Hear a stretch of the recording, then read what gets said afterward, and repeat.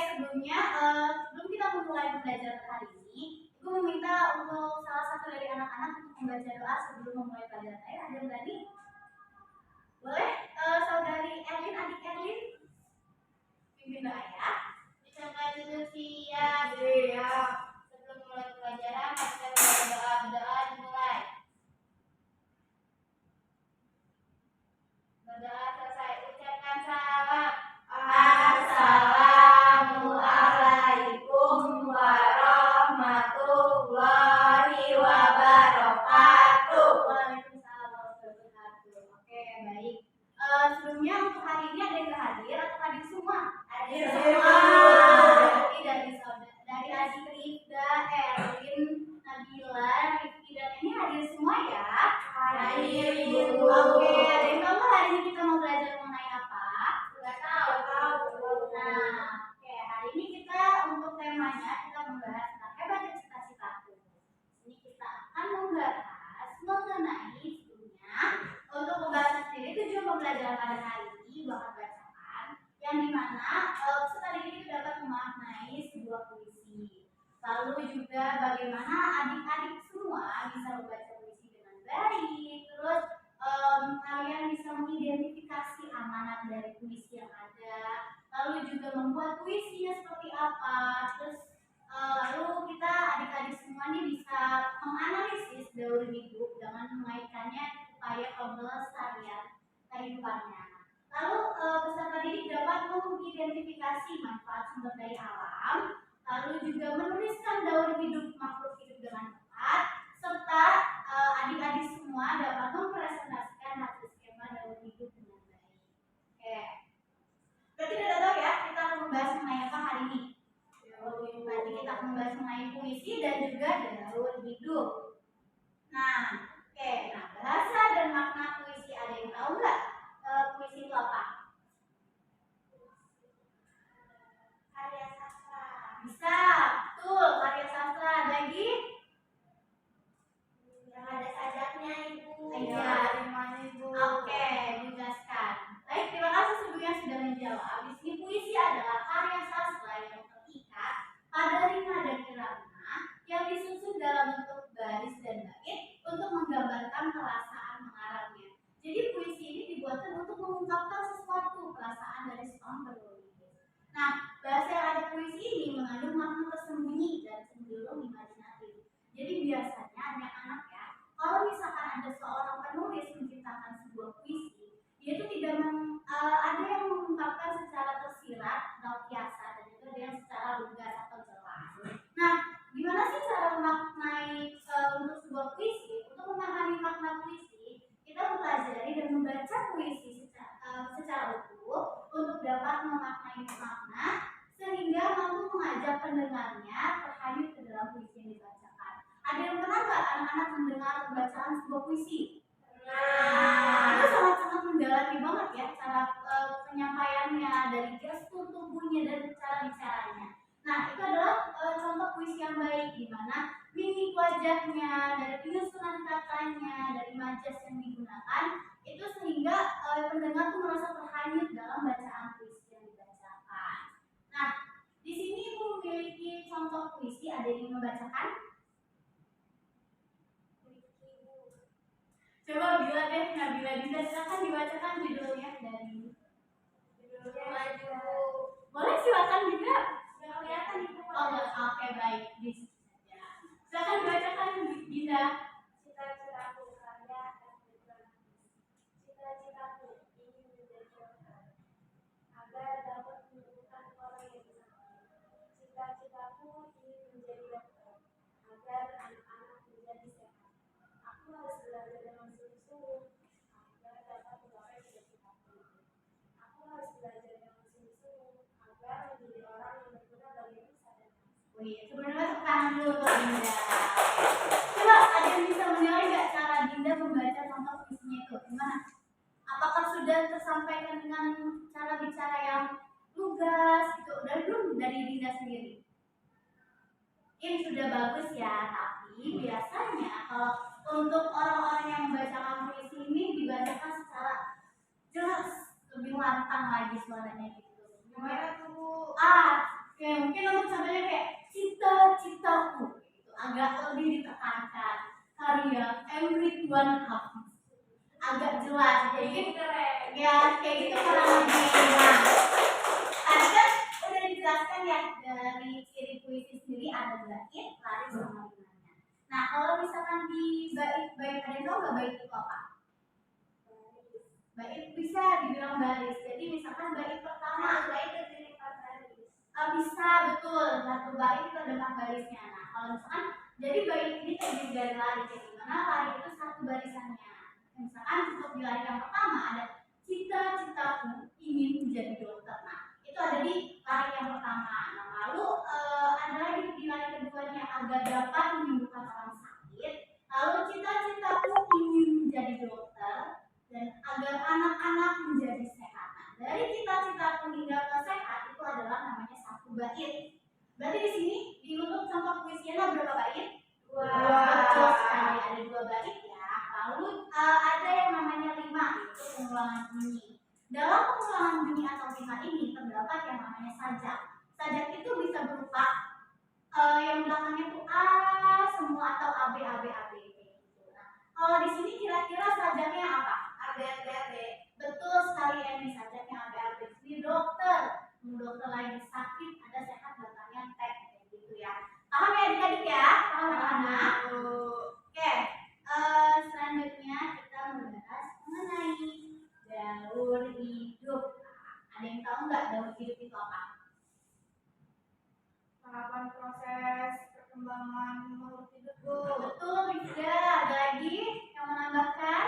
Tahap dari dia lahir sampai dia besar. Betul, dari lahir hingga besar. Kayak jadi daur hidup itu adalah proses tahapan makhluk hidup dari lahir sampai juga sampai kematian. Nah, kita akan membahas mengenai daur hidup hewan, yaitu proses tahapan hidup hewan yang berawal dari kelahiran hingga menetas dan berakhir ketika hewan itu mati. Nah, untuk daur hidup sendiri pada hewan itu ada 2. Yang pertama mengalami metamorfosis dan tidak mengalami metamorfosis. Ada yang tahu metamorfosis itu apa?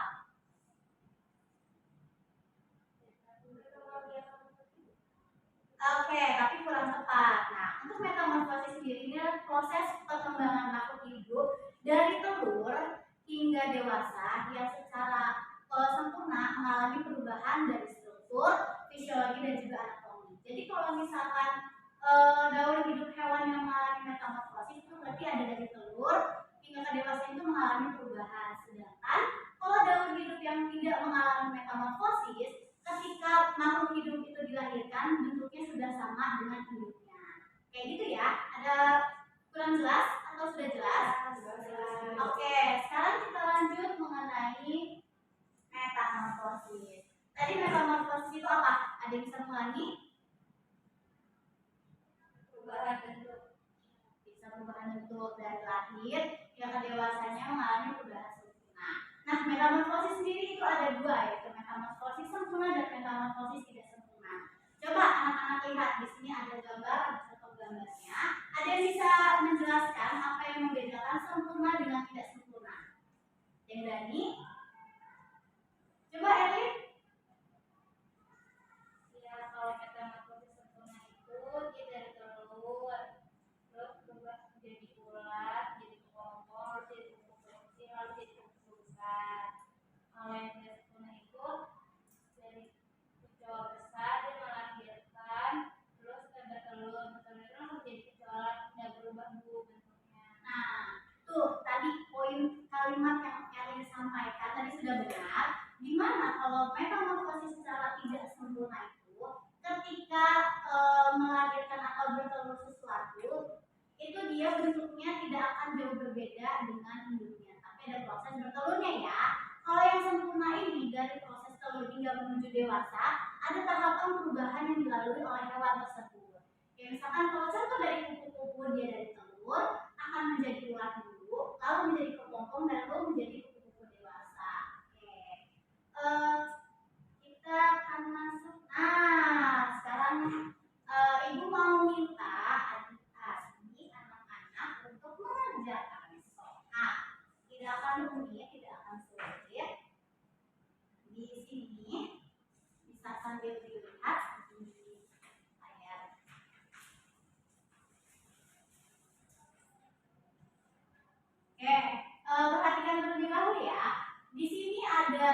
baris yang pertama bagian atas dan dari bawah itu kita anggap saja yang dari ABC yang atas itu adalah ABC pertama dan ABC yang kedua itu adalah ABC keduanya. Nah, tugasnya apa? Di dalam RKPD adik-adik semua anak-anak itu sudah terdapat tahapan pembelajaran. Pertama, kalian harus mengetahui perbedaan dan persamaan dari keduanya, dari hewan satu, hewan dua.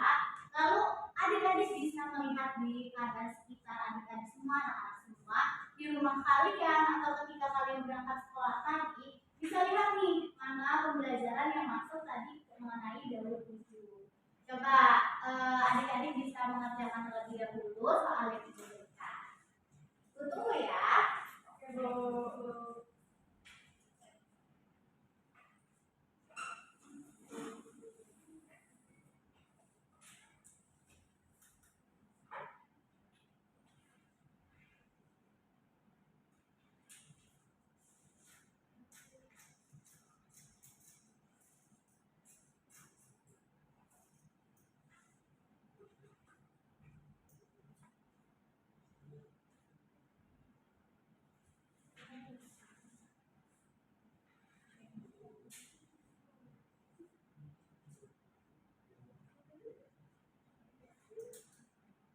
Kalau misalkan ada yang tidak dimengerti boleh tanya ke ibu atau ke teman-temannya ya.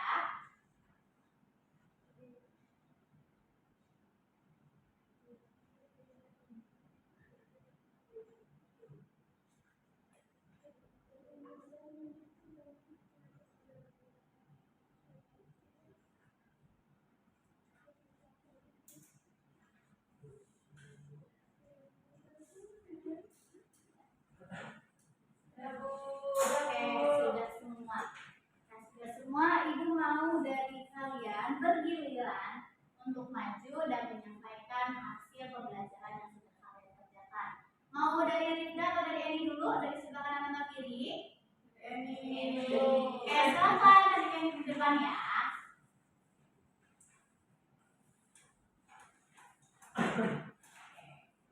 Sambil disimak ya teman-temannya ketika mempresentasikannya. Ya Ibu, jadi untuk soal yang pertama itu mengenai perbedaan dalam hidup hewan satu dengan hewan dua. Di sini ada hewan kucing dan hewan katak. Kalau kucing itu tidak mengalami metamorfosis, kalau katak mengalami metamorfosis sempurna. Terus selanjutnya ada kuda, ayam, dan juga kucing tidak mengalami metamorfosis, sementara katak dan nyamuk mengalami metamorfosis sempurna. Lalu hewan yang mengalami metamorfosis sempurna juga ada lalat, lebah, dan kupu-kupu. Dan hewan yang mengalami metamorfosis tidak sempurna itu ada jangkrik dan capung. Selanjutnya hewan yang mengalami daur hidup tanpa metamorfosis itu lumba-lumba, ayam, dan bebek. Oke, terima kasih Eni. Belajarkan Rizky, maju ke depan.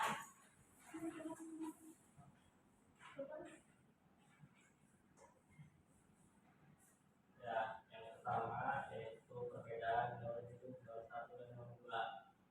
Jawabannya ayam tidak mengalami metamorfosis, kemudian katak mengalami metamorfosis sempurna. Terus persamaan hewan satu dengan hewan dua, kucing dan ayam itu tidak mengalami metamorfosis, kemudian nyamuk dan katak mengalami metamorfosis sempurna. Terus hewan yang mengalami metamorfosis sempurna jawabannya lebah dan kupu-kupu. Terus hewan yang mengalami metamorfosis tidak sempurna ada layak, kecoa, dan belalang. Terus hewan yang mengalami daur hidup tanpa metamorfosis itu adalah kuda dan kucing. Oke, terima kasih. Baik, ada Dinda, silakan Dinda. Di perbedaan daur hidup hewan satu dan hewan dua, satu itu metamorfosisnya tidak sempurna, kalau katak metamorfosisnya sempurna. Kalau persamaannya, kucing dan ayam itu sama-sama tidak mengalami metamorfosis. Nah, hewan yang mengalami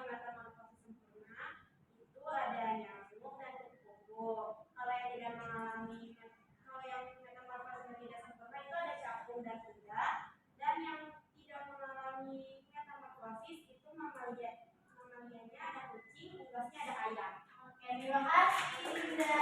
Ayo tinggal boleh tadi kan bisa kan Elin? Ya, perbedaan dalam hidup hewan satu dan dua itu ada kuda tidak mengalami metamorfosis dan nyamuk mengalami metamorfosis sempurna. Terus kesamaan dalam hidup hewan satu dan dua itu ada kuda, kucing dan ayam tidak mengalami metamorfosis. Nyamuk dan katak mengalami metamorfosis sempurna. Nah, selanjutnya ada hewan yang mengalami metamorfosis sempurna itu ada kupu-kupu sama nyamuk. Nah, hewan yang mengalami metamorfosis yang sempurna itu ada belalang sama kecoa. Yang terakhir ada hewan yang mengalami metamorfosis yaitu ada kucing, ayam sama kuda. Oke, terima kasih. Yuk yang terakhir ada Linda, silakan. Jadi perbedaan dalam hidup hewan satu sama dua itu kuda itu tidak mengalami metamorfosis, terus kalau katak itu dia mengalami metamorfosis sempurna. Kalau bersamaan dalam hidup satu dan dua, kalau kuda dan kucing itu tidak mengalami metamorfosis, sedangkan nyamuk dan juga katak mengalami metamorfosis sempurna. Untuk hewan yang mengalami metamorfosis sempurna itu ada nyamuk dan kupu-kupu. Terus kalau misalnya metamorfosis tidak sempurna itu ada belalang, kecoa, capung, dan yang terakhir tanpa metamorfosis itu ada kuda, ayam, dan beruang. Oke, terima kasih. Wah, bagus sekali ya. Anak-anak semua udah pada paham mengenai gaul hidup hewan. Terus adik-adik juga tadi sudah menyampaikan contoh-contoh hewan apa saja yang mengalami metamorfosis sempurna, tidak sempurna, dan juga tidak mengalami metamorfosis. Benar ya? Tadi apa yang disampaikan oleh anak-anak semuanya dan di gambar yang ada di depan itu dengan kuda dengan nyamuk itu mengalami perbedaan, di mana bahwasanya kuda ini tidak mengalami metamorfosis, sedangkan nyamuk itu mengalami metamorfosis apa? Sempurna. Kalau ayam dia mengalami metamorfosis atau tidak? Tidak. Apa?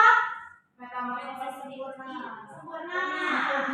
Kalau capung tadi apa? Metamorfosis apa? Tidak. Kalau kucing mengalami metamorfosis atau tidak? Tidak. Berarti kalau misalkan itu dapat disimpulkan ya bahwasanya hewan yang disebut mamalia atau unggas itu dia tidak mengalami metamorfosis. Kenapa?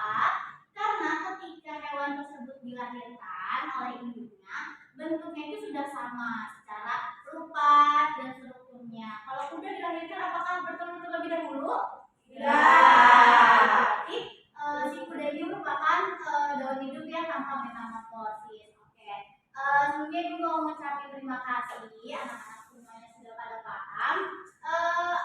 Sebelum kita tutup, ada yang mau menyampaikan kesimpulan dari pembelajaran hari ini? Ya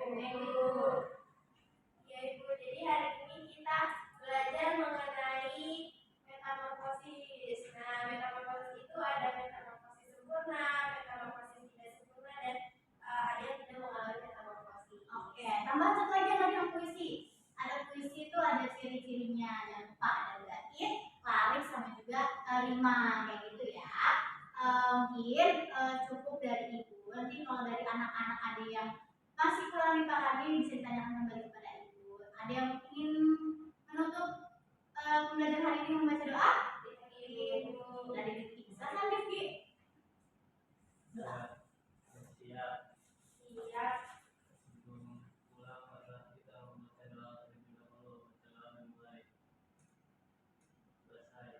Akan salam. Assalamualaikum warahmatullahi wabarakatuh. Waalaikumsalam warahmatullahi wabarakatuh. Selamat ya anak-anak sudah bisa pulang dan terima kasih untuk pembelajaran pada hari ini. Semoga apa yang kalian pelajari hari ini dapat bermanfaat untuk kalian. Ibu pamit ya.